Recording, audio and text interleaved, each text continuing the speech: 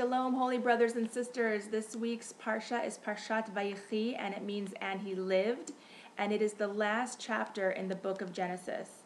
And he lived is pertaining to Jacob, our forefather. He's about to pass away at the ripe old age of 147 years old. And before he passes on, he gathers his 12 sons together, who are the 12 tribes, and he gives them each some words of wisdom, some parting constructive criticism, and so forth. And so the first verse that I want to comment on is in Genesis chapter 49, verse 4, when Jacob says to his firstborn son, Reuven, "Unstable as water, you shall not have preeminence." And what that means is that because Reuven was the firstborn, he was supposed to get the blessing of the birthright.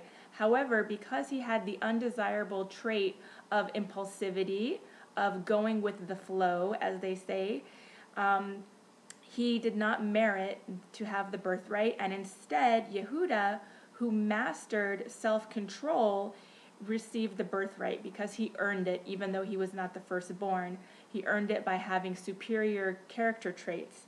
In Hebrew, the word midah means measure, but it refers to character traits, and every character trait is important to have in the right measure, and we'll get back to that in a moment. So it's very common nowadays for people to say that they like to go with the flow. However, I read a nice quote on Facebook recently which said, "Only dead fish go with the flow." And it's so true. We shouldn't go with the flow of society when society is doing wrong things, immoral things. And we should have the courage to stand up and do what's right in every situation, especially when it comes to standing up for injustices. Impulsivity can get us into a lot of trouble. Rabbi Yaakov Greenbaum had an excellent quotation which goes something like this: "The tongue is not like an arrow, which when one goes to lift it up against another, one may change his mind and put it back in its sheath. The tongue is like a bullet. Once it is fired, there is no retrieval." So impulsivity can be with words, with speech. For example, if you say to somebody in the heat of anger, "I hate you," you can never take those words back. That person will always remember that, even though you might have only meant it at that moment. The person, it could damage them forever, and especially if it's a parent to a child that says harmful words, that can shatter a child's self-esteem, self-worth, etc., self-respect. So it's very important to choose our words very carefully, and also not to act impulsively, because we cannot take back those actions. So going with the flow can be a dangerous thing, like a salmon that has to swim upstream in order to procreate, in order to preserve life. We must also sometimes go against the flow.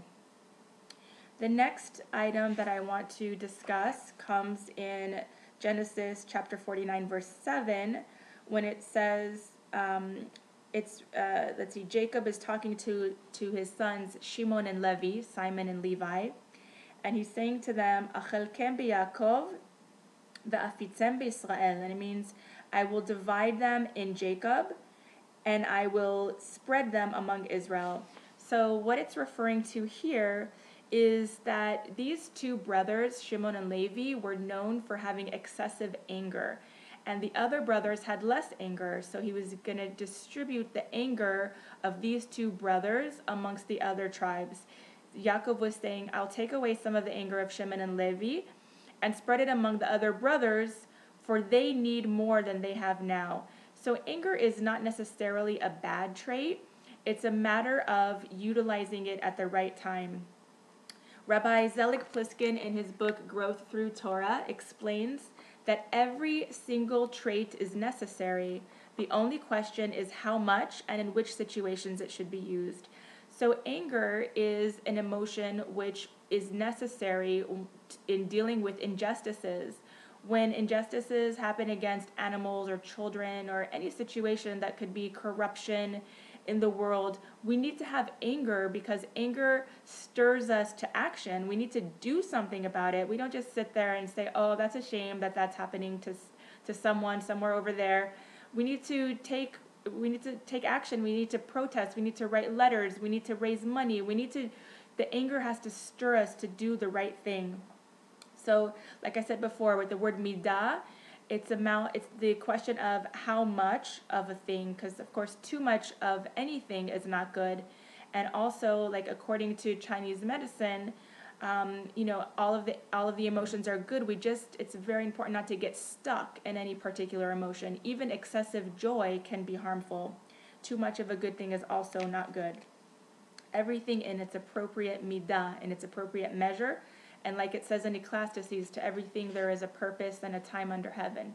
So there's a purpose for anger, and there's a time to use it. And we just have to know how to direct the energy through the proper channels.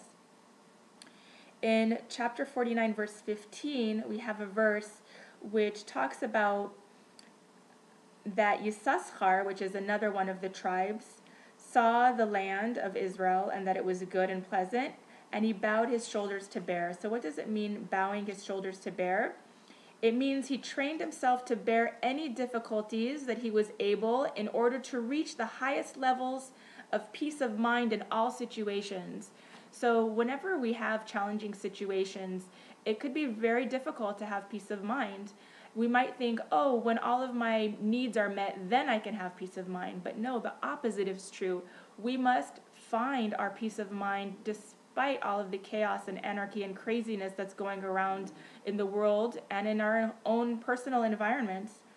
This gives us a lesson also about why the Torah was given in the wilderness.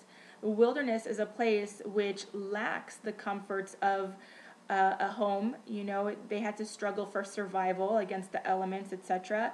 So just as the Torah itself contains instructions for living, the way that it was given also instructs us about important life lessons.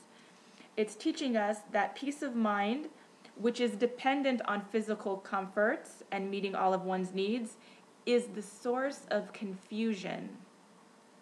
A person who becomes used to having peace of mind only if nothing is missing in his life will be broken by unusual circumstances.